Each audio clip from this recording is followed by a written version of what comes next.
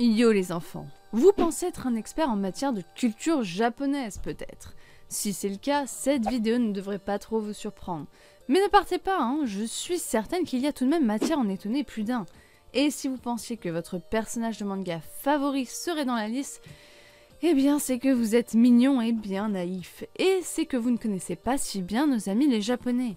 Je ne sors pas ce top de ma poche, bien évidemment. C'est le site Go spécialisé dans les classements en tout genre qui a demandé à 500 japonais âgés de 20 à 30 ans de dresser une liste de 20 personnages fictifs d'animation, jeux vidéo ou de jouets qui pour eux représentent le plus le Japon.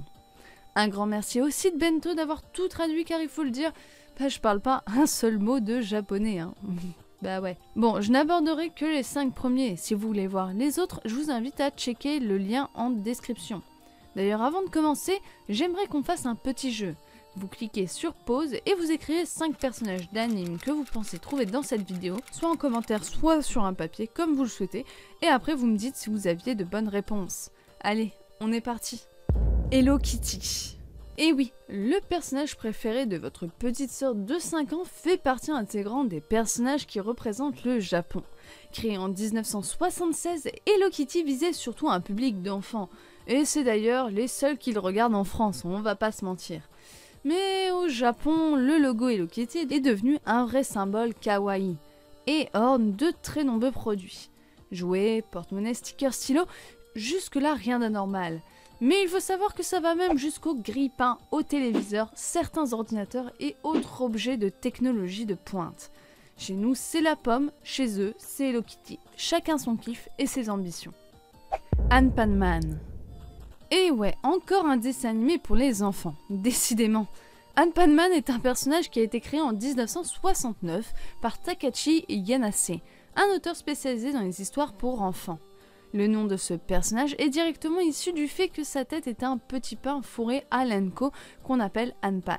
L'anko, pour ceux qui ne savent pas ce que c'est simplement une petite pâte de haricots rouges très sucrée qui est utilisée essentiellement en base pour faire des confiseries traditionnelles japonaises. En gros, Anpanman est une sorte de super-héros qui se sacrifiait pour nourrir les gens affamés. D'ailleurs, tous ces petits copains ont eux aussi une tête comestible, comme c'est mignon. On va pas se mentir, ce personnage est quasiment inconnu en dehors du Japon. Et pourtant, il est LE personnage préféré des enfants au Japon. Mario. Ah, Nintendo fait enfin son entrée dans ce petit top. Notre cher Mario.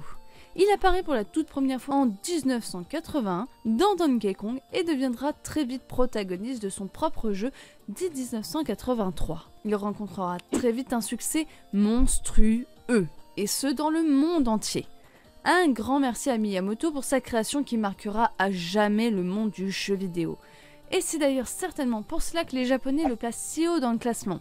Une belle représentation de leur industrie vidéoludique au même titre que le personnage suivant. Pikachu. Tout comme Mario, on ne présente plus Pikachu, véritable mascotte du Japon et de la franchise Pokémon.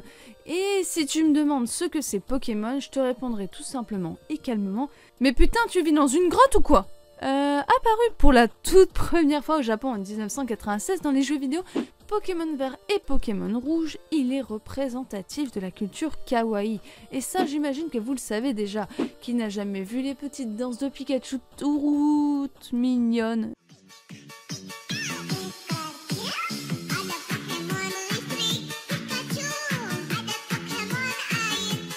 Ah, j'adore, mon cœur fond. D'ailleurs, on peut dire qu'il est l'équivalent de Mickey pour le Japon. Autant dire que c'est un mastodonte de la culture animée. Il apparaît partout et est mondialement célèbre au point qu'il s'invite dans certaines séries américaines comme les Simpsons pour ne citer que. En bref, les Japonais l'adorent. Doraemon. Et oui, voici le tout premier.